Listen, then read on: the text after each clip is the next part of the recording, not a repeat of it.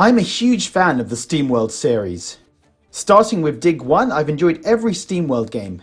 I even went back to play the DS game Steamworld Defense, which was pretty good. I've been looking forward to Steamworld Quest since its announcement. The series developers' image and form seem to improve with each game, and have been successful at each new genre they've tackled. So I was sure that would also be the case for Quest, a turn-based RPG using cards to select your moves. I think my expectations were so high though that it probably hurt my overall impressions of Quest. Don't get me wrong, I enjoyed it and it's a very good game, but I didn't love it as much as I loved Heist and Dig 2.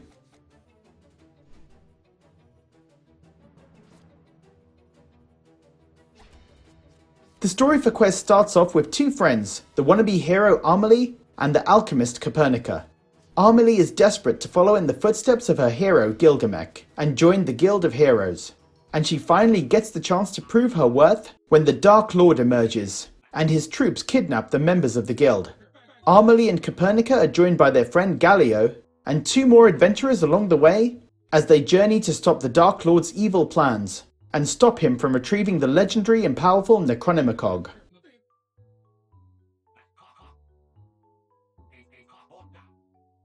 The story has some emotional weight as the heroes make their way to the Dark Lord, particularly for Amelie, as her desperation to be a hero shines through. All the characters were likable and had their moments to shine story-wise, but her character arc really landed well for me, and I really liked little touches like her narrating the story out loud. There was a twist in the last third of the game, which I guessed early on, but this didn't ruin the plot for me. Overall, the story was solid.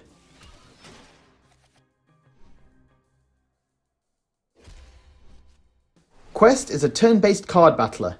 You choose 3 characters in your party, and you select 8 cards for each of them. As you battle other characters, the cards are drawn at random. You can craft or find new cards through the game, and they vary between the usual offensive cards, physical and magic, defensive and healing and recovery. There's a wide range of cards to choose from, and by the time you reach the final boss, you'll have a pretty big deck of cards, which can make the decision of choosing just 8 quite difficult. You want to have a balance between offense, defense and healing, while also making sure the decks for the 3 characters complement each other.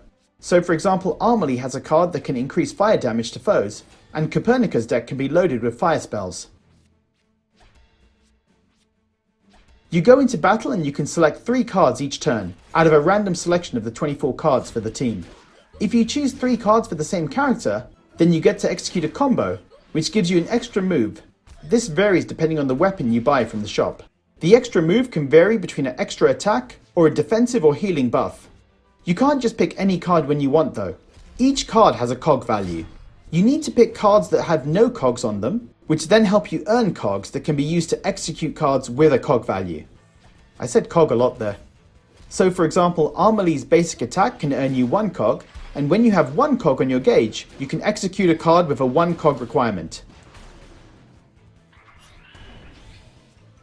Getting the hang of the system isn't too hard, but there is a lot of strategy in setting up the right deck with a balance of cards that earn and spend cogs, and then using them in such a way that can avoid an empty cog gauge while maximizing opportunities for combos. While there are 5 members of the party to choose from, I found myself using the starting party pretty much the whole time. They had a good balance between Amelie's physical attack, Copernica's magic attacks, and Galileo's healing and recovery. The other characters had useful decks, but I got through nearly the entire game with my starting team, so there was little incentive to use the other characters. The battles were a bit too easy for the most part. It was too easy, that is, until I got to the final boss. I was able to reach the penultimate boss in around 8 or 9 hours, with barely the need to change my deck. Up to the point of the penultimate boss, I died only twice on 2 other boss fights. You enter the battles, and particularly boss fights, without knowing how to hurt enemies, so my deck wasn't set up right for those 2 particular fights. But with a couple of swaps of cards, I was able to defeat those bosses the second time without trouble. The penultimate boss and the final boss, however, were where the game's difficulty ramped up significantly, and for the final boss in particular, it felt like an unfair fight, with the constant healing and the additional moves that it could perform. You can go back and replay chapters to grind for experience, which is what I had to do in the end. I went back to beat more enemies and grind for experience to strengthen my team, but I found replaying the earlier chapters gave me very little experience points. The final boss is on chapter 19, And replaying Chapter 17, the battles were only giving me 300 experience points each, when I needed over 10,000 to go up a level. Needing to fight over 30 battles just to go up one level was quite demotivating. I grinded one level, upgraded some of my cards, and went back again to the final boss, and managed to scrape through after a couple more attempts. But it wasn't fun at that point.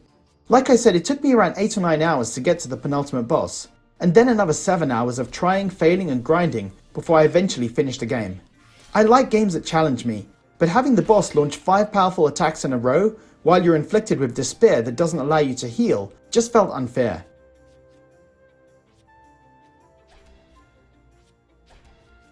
Dying was made more frustrating by non-skippable cutscenes. You can skip on dialogue boxes, but I would have preferred being able to skip the whole scene rather than press B multiple times. All this impacted my enjoyment of the game. I was really liking it up to Chapter 18. It was a bit easy up to that point, but still fun. But the last 2 bosses were disproportionately difficult compared to the rest of the game.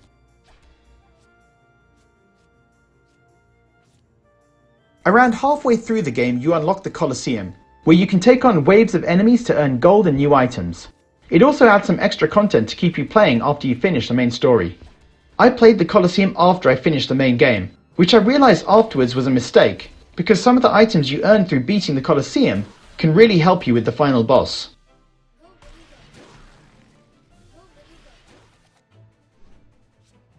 I absolutely loved the hand-drawn graphics and setting of the game. The blend of medieval fantasy and robots was great, and I liked the variety of locations, enemy characters and bosses. Overall, I enjoyed most of my time with Steamworld Quest, and especially the graphics, gameplay and story. The difficulty spike at the end and non-skippable cutscenes, however, spoiled it from being a great game. I was hoping this would be the best game in the Steamworld series, but Heist and Dig 2 remain as my favourites. So guys, are you planning to pick up Steamworld Quest? And what's your favourite game in the Steamworld series? Leave a comment below, and as always, thanks for watching.